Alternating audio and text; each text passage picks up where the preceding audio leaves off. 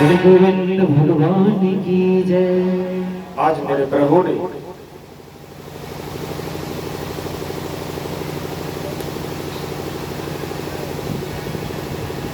गज को ग्रह से मुक्त किया।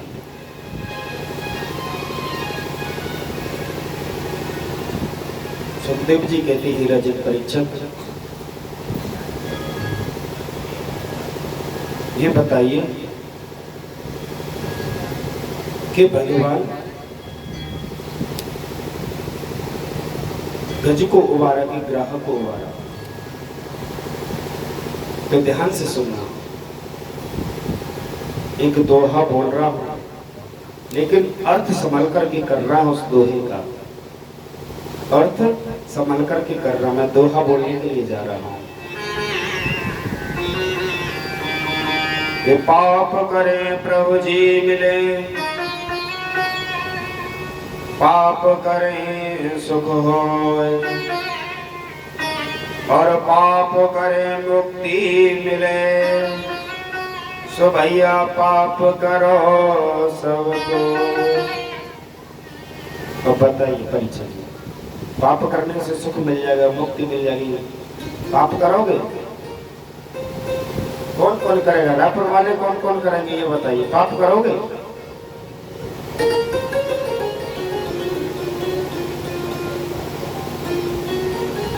जो कह रहे हैं पीछे बैठे कि हाँ हम पाप काय करेंगे। अर्थ संभल के करना है। बोले अर्थ क्या है? पा पकड़े, पा पकड़े, पैर पकड़ लो, पा पकड़ेंगे, प्रभु जी मिले, पा पकड़े सुख हो। ठाकुर जी के भक्त के चरण पकड़ लो, संत के चरण पकड़ लो, उद्धार हो जाएगा, मोक्ष में मिल जाएगा। पा पकड़ो बस, अर्थ संभल के करना है। पा का मतलब है पैर पकड़े। सुखदेव जी कहते हैं राजन परीक्षक, नाना प्रकार की भगवान की लीला है, अनेक लीलाएं की है। और आइए नवम स्कंद में प्रवेश करते हैं। सूर्यवंश की कथा है। किसकी? बोलिए राघवेंद्र सरकार की। लेकिन समय का अभाव है, मैं नहीं कर पाऊंगा। कृष्ण का जन्म है तो मथुरा नगरी की ओर चलते हैं। कौन से वंश में? चंद्रवंश में चलते हैं। हाँ, बोली वृंदावन बिहारी लाल की जय। अनेक लीला है, अनेक लीला है। अब मैं लीलाओं को स्पर्श करता हुआ आगे निकल रहा हूँ, समय का अभाव है इसीलिए। मथुरा के राजा हैं उग्रसेन। कौन है? मथुरा के राजा हैं उग्रसेन जी महाराज।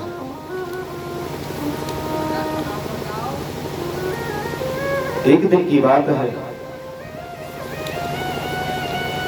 उग्रसेन जी के यहाँ पर एक पुत्र ने जन्म लिया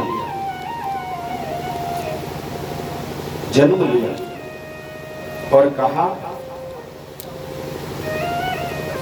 कि ये जो आपका पुत्र है ना, ये दुष्ट होगा, ये पापी होगा।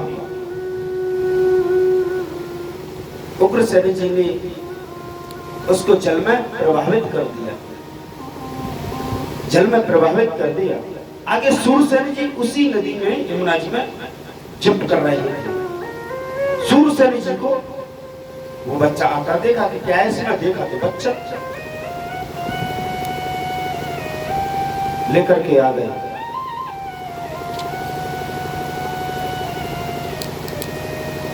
और सूरसेन के जो बेटा है वसुदेव जी, कंस और वसुदेव दोनों एक साथ में पल रहे हैं। नारद जी ने कहा आप सूरसेन के बेटा नहीं हो, आप तो उग्रसेन के बेटा हो। अच्छा, बोले हाँ। कंस तपस्या करने के लिए चला गया कैलाश पर्वत पर, तपस्या करके वापस आया, ब्राह्मण को सताने लगा, कष्ट देने लगा। और कहने लगा कंसाय स्वाहा, इस प्रकार की यज्ञ करो। ब्राह्मण आते हैं और प्रसन्न जी से कहते हैं, प्रसन्न जी आपका बेटा है ना कंस, वो हमें सताता है, कष्ट दे रहा है, आप कुछ करो। पिताजी समझाते हैं, बेटा शत्रुओं को मत सताया करो, ब्राह्मण को यज्ञ कर रहे हो। अरे पिताजी आपकी बुद्धि सटा गई है, हम जो करते हैं वो ठीक करते हैं, अच्छा करते हैं। और आज उग्रसेन जी को कारागार में डाल दिया उस दुष्ट ने, और पापाचार करने लगा सब। इधर में उनके मित्र थे कौन, वसुदेव जी, एक चचेरी बहन थी। उसके मन में विचार आया, कंस के मन में वसुदेव जी मेरे मित्र हैं और मेरी चचेरी बहन है, इसी विवाह संपन्न कर दूंगा, शादी होगी, मेरी बहन हो गई है।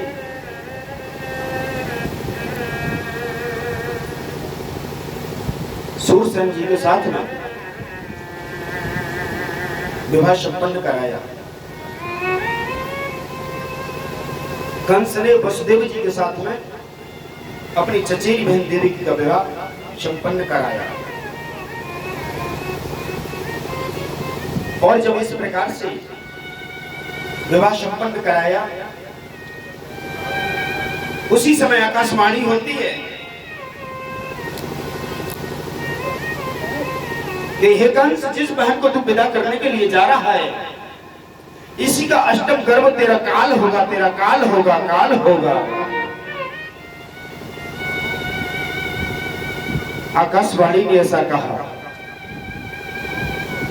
कि जिस बहन को पैदा करने के लिए जा रहा है, इसी का अष्टम गर्भ तेरा काल होगा।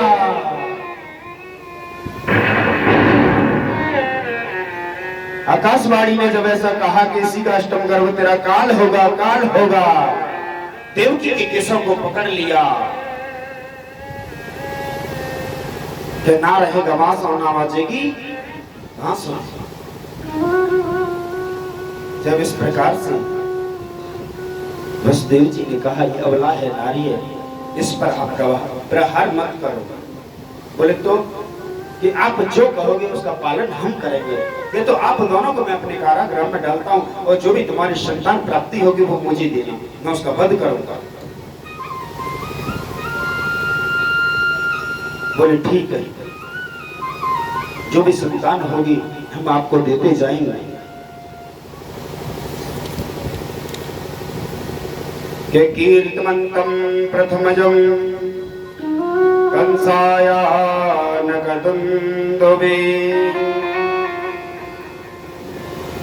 प्रथम पुत्र हुआ जिसका नाम कीर्तिमान हुआ। पता चला